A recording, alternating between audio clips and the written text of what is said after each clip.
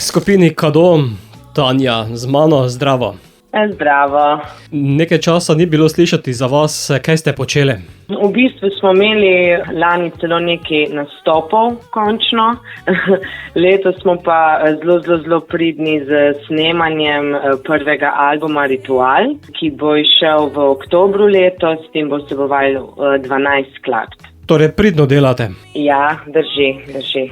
Nenazadnje je sedaj tukaj 5. singl, 5. uradno izdana skladba, ki pa ima naslov Vsakdanji ritual. Očitno že najavlja album. Ja, res je, bo kar prevzel delno ta naslov. Ritual ga bomo ponovali. Vsakdanji ritual pa, kot si že omenil, je naš 5. singl. Nekakšno hudomušni prikaz ljubezni, poln vrhuncev in padcev, tako v našem, kako bi rekla, jazzy pop stilu. Je pa naslov pesmi zelo širok. Vsakdanji ritual, vsak ima verjetno svoj ritual vsak dan. Ja, res je. Ja. Zdaj, tukaj smo se malo bolj fokusirali na ljubezen, se pravi, lahko je v istem dnevu in poljubi in prepiri, vse to lahko tvori vsakdanjo rutino in nekakšna, upam pa, da bo od poslušalcev vsakdanji ritual pa ravno ta pesem, da jo bojo slišali na radijskih kanalih. Tanja, boste skladbo pospremili tudi z videospotom?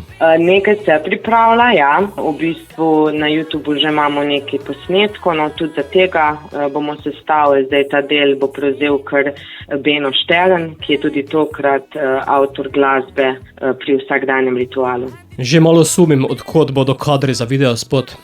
Ja, imaš prav, ja.